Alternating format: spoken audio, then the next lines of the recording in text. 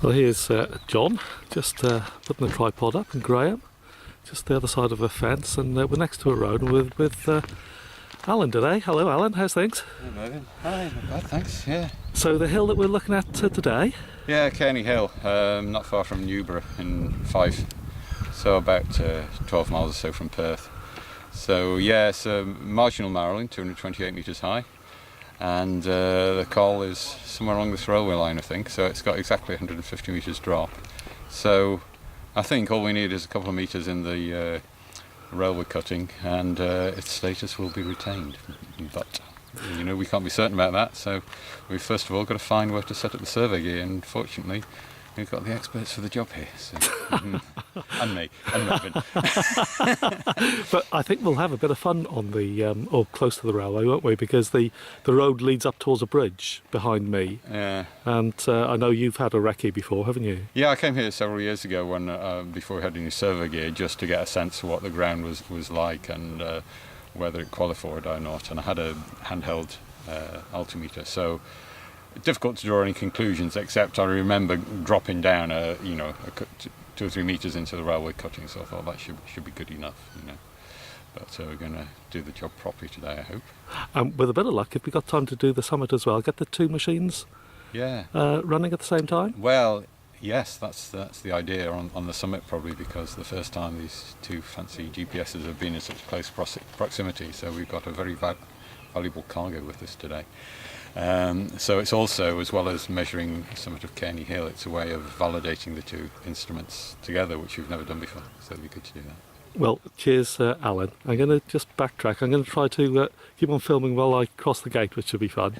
So if I fall, promise to pick up the video camera. And thank you. I'll go and see what John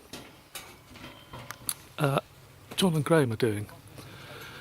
Alan's checked the timetable for trains. I think there's public access through this gate, so we should be okay.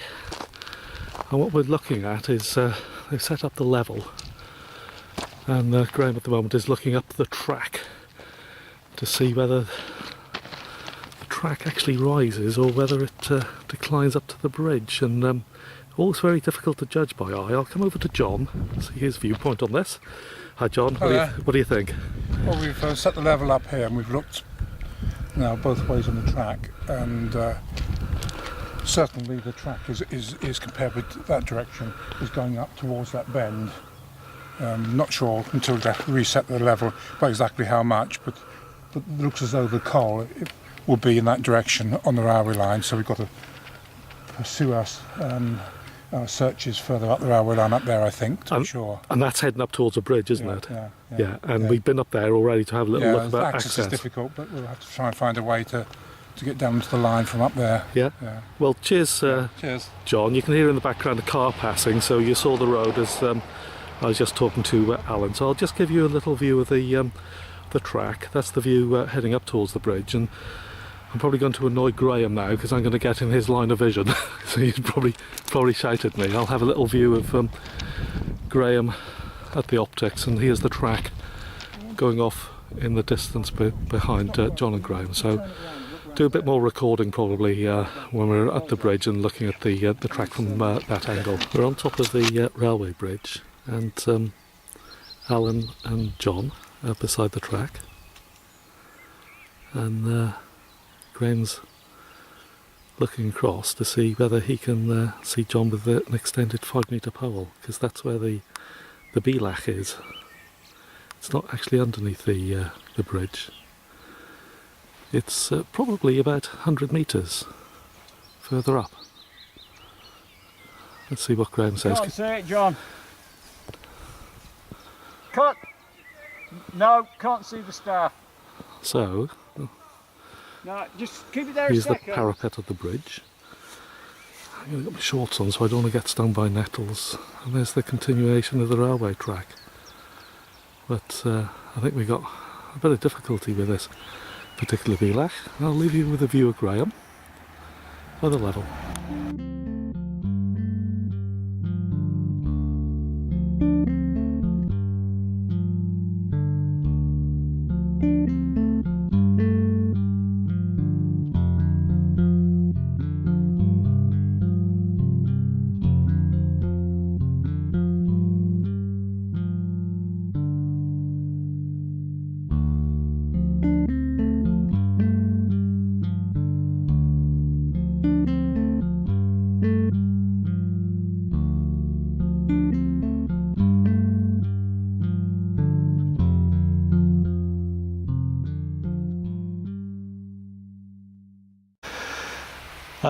We've come up from the road following a lovely path to the summit, and I'll hand you over to Alan to explain what we've been doing.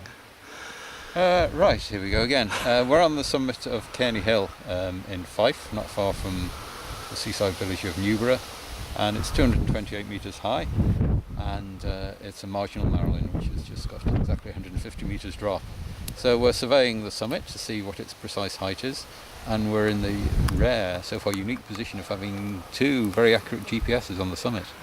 One belonging to the Tamperers and one belonging to me, so this has never happened before.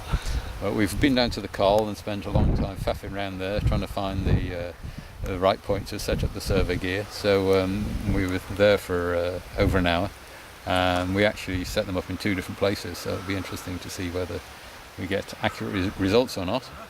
So I sent the troops on ahead to come and stake out this position, which apparently is 1.16 metres below the summit, and we're going to have to add that on to the final score, and it's obviously going to be fairly close. So far we're looking at just about 150, 151 on the preliminary findings, but it could all change.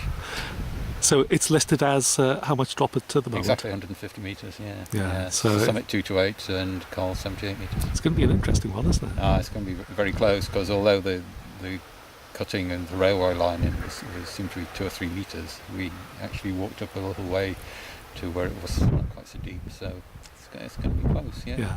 And what's something we haven't really discussed is on the large scale map for this hill, it says tumulus in brackets remains of, so it could be this huge mound that we're all sitting on is an ancient man-made mound, but you would never know it for all the gorse bushes and trees on the summit. So I'm not sure whether the people who wrote the Summits and Cols document have made a distinction between a tumulus and a tumulus remains of.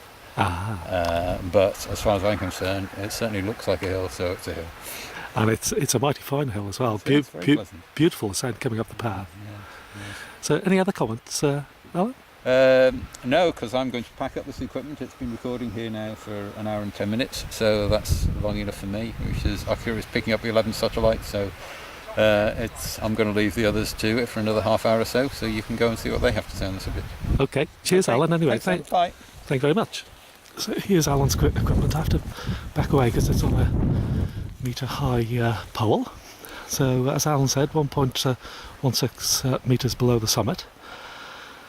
And you can see the other GPS of John and Graham's up on the summit. I'll take you up there so you can see the highest point of the hill. And again, Alan mentioned that on the more enlarged map, it shows the remains of a tumulus. And it's relatively distinct up here. There's the highest point. It's a huge embedded rock. So if I come over to John and Graham, maybe just to ask Graham what we've been up to. I'm just wondering, Graham, if we can come behind the tree. Yeah. Because there's a little bit of breeze that comes and goes. Maybe a little bit more sheltered. Cheers. So, what's been happening since we've come up? Well, not a lot really. We set up the level, and we looked across at the rock, got the level so that it was level with the rock, and then we looked at the far hill over there, the far summit, and determined it was quite a few metres lower, wasn't it? So this was the summit area, and then we levelled to a convenient setup position for Alan's GPS, which is on a 1 metre pole, so we wanted to make sure it was away from these trees, which we did. And then Alan came along and set up his GPS, John has followed, and just set up ours on a 2 metre pole, so it's a bit closer to the trees, and we're collecting data. Yeah, and Alan's just about to turn his off, I think. And, yeah, he's got to be away, hasn't he? But just talking to John, we will be able to take the half-hour overlap that we've got and process this as though the two in GeoOffice, as though the two instruments are talking to one another. So that will be a very interesting exercise. Yeah, it's the first time with this GPS that's been done, isn't it? It is, yeah, that's right. And so we'll be able to see how it performs. Yeah. Well, cheers, Graham. I'll just go round to John. I don't know where he's gone. I'm just looking over my shoulder and I can't see him. Is He's standing next to Alan. Oh, is he? Well, I He's may about 10 metres behind you. I may go over. I'll give the viewers a view of roughly where we are and the landscape that we're on. Your audio will probably be distorted by the wind a little bit, but I'll go over to... pan over and show them the other summit over there, which is very obviously lower. Yeah. Okay then, great. Okay. Cheers. Thank you. Yeah, cheers. So I'll just follow Graham for just a few seconds. And Graham mentioned the other summit. That's just in the middle background that you can see. And there's a path just on the right-hand side of the highest point. And that's the path that led to the summit. I'll just come over to John. See what Mr. Barnard has to say today. I may come around the other side, John, and you to have the sun on you then, if that's okay. So, any comments? I don't know what Graham said, but I arrived here about half an hour after everyone else because I finished off on the bridge, so we've got an hour's data down at the coal now, which we compare with Alan's GPS data where he measured exactly at the coal. And we've come up here and we set these two, and hopefully we'll get some overlap data here to compare. So we've got a good data set, I think, to play with this trip. We'll wait and see the result. Yeah, and as ever, I think it's not looking that promising with the way the coal position. It seems, I think, higher than perhaps we anticipated where it would have been by that bridge. So, but we'll have to see. Yeah. But as ever, it will be an interesting result, won't It'll be an it? interesting result, yes. Yeah. Well, cheers, John. Thank you very much. Yeah. And I'll just pan around and leave everybody with a view of.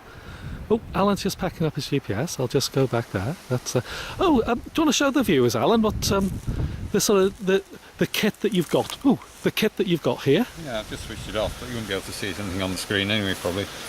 That's it. A very expensive GPS, Leica RX 1250.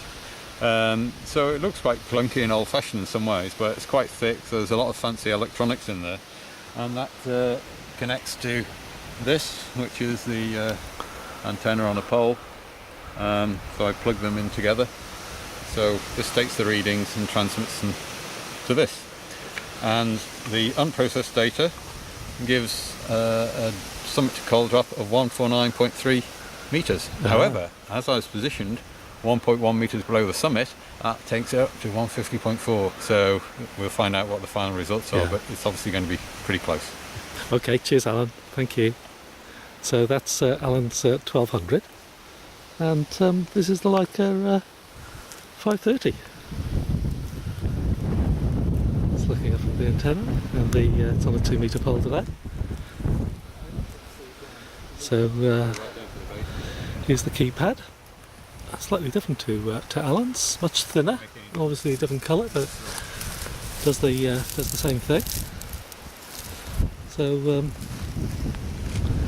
there's John, and I'll just leave you with the view that we've got, looking out over the Lomond Hills.